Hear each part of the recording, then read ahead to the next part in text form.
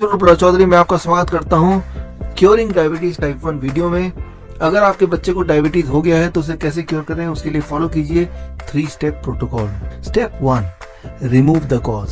जो कारण है जिसकी वजह से डायबिटीज हुआ है बच्चे को, उस कारण को बच्चे की जिंदगी से हटाइए। कौन कौन से कारण है जिससे बच्चों में अक्सर डायबिटीज होता है, उसके लिए मैंने 2 वीडियो बनाए हैं प्रिवेंटिंग डायबिटीज टाइप 1 के नाम से।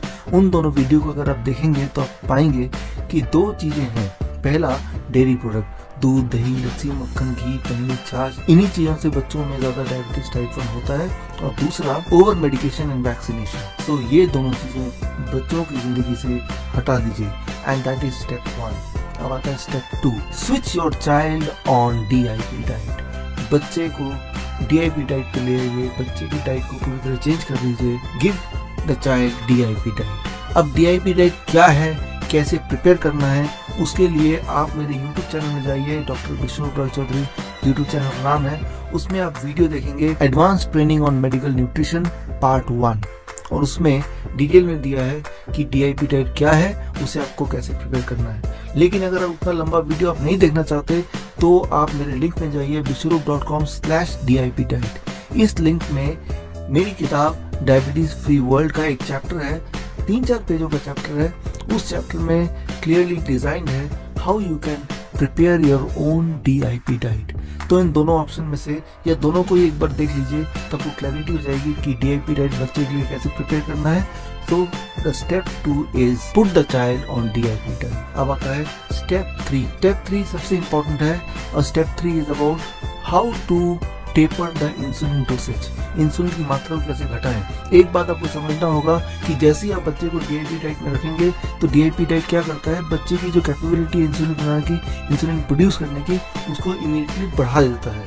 इसका मतलब जितना इंसुलिन बच्चे को अभी तक आप देते रहे हैं उतना इंसुलिन नहीं देना है, क्योंकि अगर उतना इंसुलिन देंगे तो बच्चे को लो ब्लड शुगर यानी कि हाइपोग्लाइसीमिया हो सकता है, जिससे कोमा और डेथ अक्सर बच्चों में हो जाता है। इसीलिए ये एक वार्निंग है, एक प्रिकॉशन है कि अगर आपने ये ठाना कि कल से बच्चे को DIP डाइट पे रखेंगे तो कल का जो इंसुलिन डोज है वो सेम नहीं रहेगा जितना आज का या पहले का था। उसको आपको कम करना होगा। कितना कम करना होगा? Rule of thumb 50%। अगर आज तक आप बच्चे को 20 यूनिट फॉर एग्जांपल एक्ट्रापिड और 20 यूनिट लेंटल्स देते रहे हैं, तो कल अगर DIP डाइट कल से शुरू कर रहे हैं तो कल का जो इंसुलिन डोसेज है वो एग्जैक्टली 50% कम होगा, यानी कि 10 यूनिट एक्ट्रापिड और 10 यूनिट लेंटल्स, यानी कि जितना भी इंसुलिन देते रहे हैं उसका ठीक 50%। सो ये रूल वैलिड है सिर्फ पहले दिन के लिए, जिस दिन पहला दिन हो DIP डाइट का, उस दिन कितना इंसुलिन देना है उसके लिए ये रूल वैलिड है।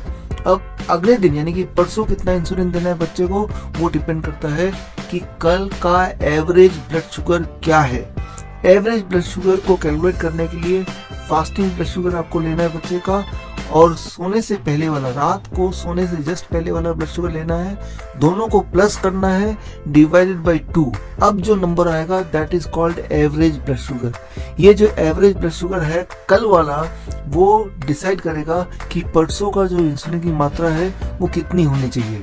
फॉर एग्जाम्पल आप स्क्रीन पे देखिए, अगर कल का एवरेज ब्लड शुगर 150 mg पर डेसीलीटर से लेके 250 mg पर डेसीलीटर के बीच में कहीं है, तो इसका मतलब जितना इंसुलिन आपने कल दिया था वो बिल्कुल ठीक था, उतना इंसुलिन परसों भी देना है। लेकिन अगर एवरेज ब्लड शुगर कल वाला आता है बिटवीन 250 mg एंड 300 mg, इसका मतलब कल जितनी इंसुलिन आपने दी थी वो थोड़ा कम पड़ गया, उसे थोड़ी ज्यादा इंसुलिन की जरूरत पड़ेगी। और कितना ज्यादा? अबाउट 10% मोर। यानी कि अगर 10 यूनिट एक्ट्रापिड और 10 यूनिट लेंटल्स दे रहे थे कल, तो परसों यानी कि आने वाला दिन, subsequent day, the next day, आपको जो इंसुलिन देना है वो 11 यूनिट एक्ट्रापिड और 11 यूनिट लेंटल्स, एक यूनिट बढ़ा दिया, यानी कि 10% इंक्रीज कर दिया। लेकिन अगर कल का एवरेज ब्लड शुगर 300 से ऊपर है तो जो इंसुलिन की मात्रा बढ़ानी है that is 20%। Instead of giving 10 unit of Lantus and 10 unit of Actrapid which you give yesterday, आप उसको 20% बढ़ा देंगे, यानी कि 12 यूनिट कर देंगे। लेकिन अगर एवरेज ब्लड शुगर अगर 150 से कम आता है इसका मतलब कल जितना इंसुलिन दिया था वो ज्यादा हो गया था, उसको थोड़ा कम करना है। कितना कम करना है? अबाउट 10%, यानी कि परसों 9 यूनिट ही देना काफी होगा, 9 unit. So this is the insulin protocol. This is the step 3. So if you follow these 3 steps, there is a great amount of chance that your child can be insulin free, your child can be diabetes free. आपके बच्चे के diabetes diagnose होने की 1 साल के अंदर अंदर अगर ये 3 स्टेप प्रोटोकॉल फॉलो करते हैं तो 90% चांसेस है कि बच्चा 15 दिन से लेकर 21 दिन के अंदर अंदर पूरी तरह इंसुलिन फ्री हो जाएगा। This doctor Bishwarup Roy Chowdhury, all the best, thank you.